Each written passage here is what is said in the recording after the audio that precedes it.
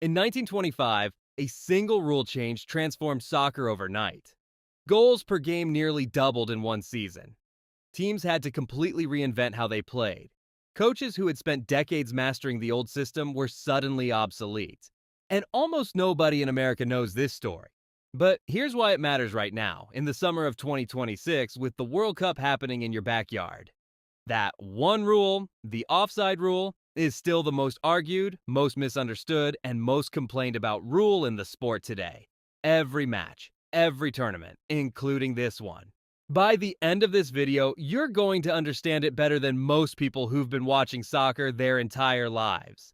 And you're going to understand why fans lose their minds every single time a referee raises that flag. Stay with me. This one's worth it. Before we get to the history, let's make sure the rule itself actually makes sense. Because most explanations of offside make it more confusing than it needs to be. Here's the version that actually sticks. Imagine you're playing soccer and you want to score a goal. The easiest way to do that would be to just stand right next to the goalkeeper all game and wait for your teammate to kick the ball to you. One touch, goal.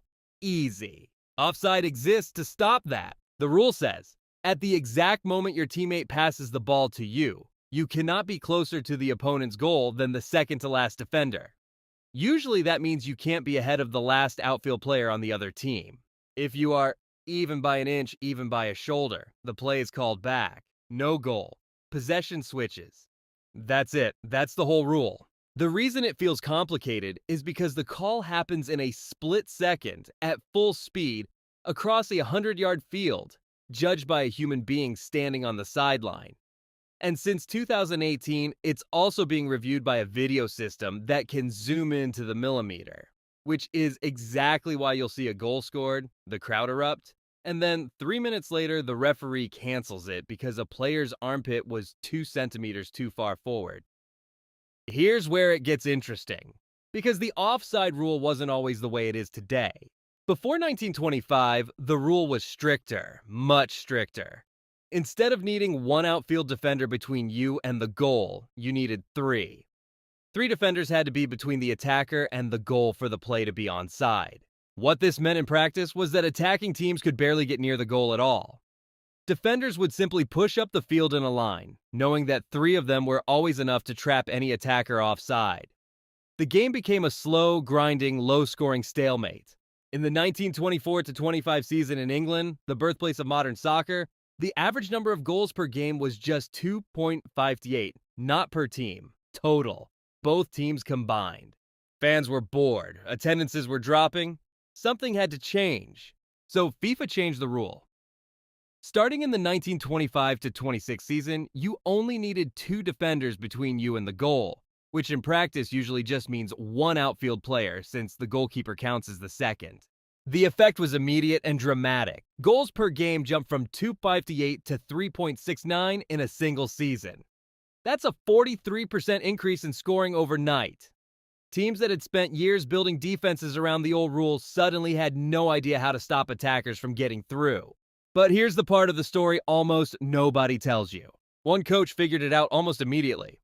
A man named Herbert Chapman, manager of Arsenal Football Club in London, invented an entirely new defensive system in direct response to the rule change. He pulled one of his midfielders back into the defense, creating what became known as the WM formation, named for the shape the players made on the field. That system, created in 1925 as a direct response to a rule change, became the foundation of how soccer teams organized their defenses for the next 30 years. Every tactical system you see in the 2026 World Cup, every back 4, every defensive midfielder, every pressing system, traces its DNA back to Herbert Chapman reacting to a rule change in 1925. One rule, one season, the entire shape of modern soccer changed forever. Now you know the history, but why does this rule still cause so much chaos in 2026? 3 reasons. First, the margin for error is microscopic.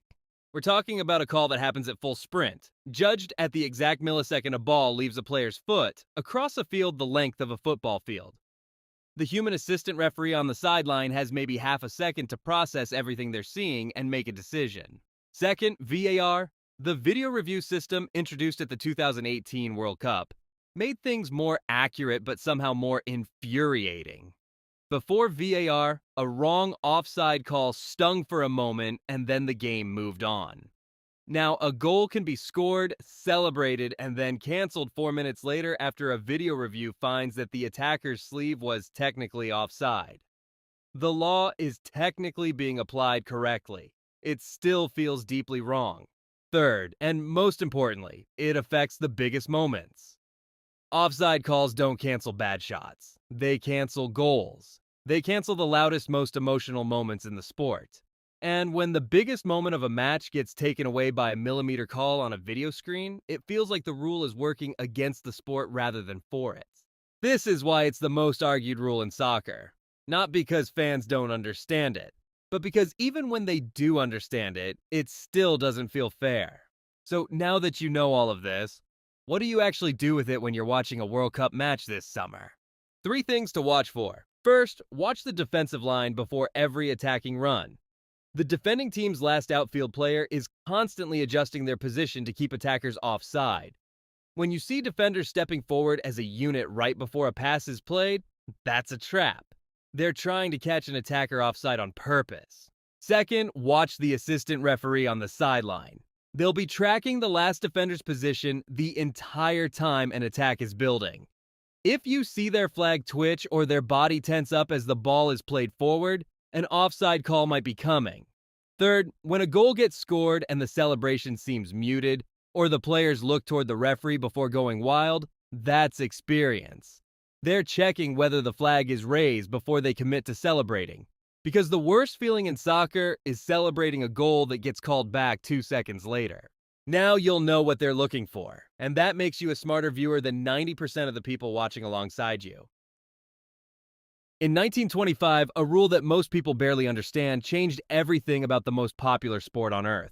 100 years later, that same rule is still causing arguments in bars, living rooms, and stadiums across the planet, including in cities like New York, Los Angeles, and Dallas this summer, where the World Cup is happening for the first time in a generation. Now you know why. I'm 11 Yards, and every week through the final on July 19th, I'm giving you the history, the context, and the stories that make this tournament make sense, even if you've never watched a match in your life. Subscribe so you don't miss the next one. The group stage is already underway, and things are about to get a lot more interesting. Free World Cup cheat sheet is in the description. Grab it before your next match. See you next video.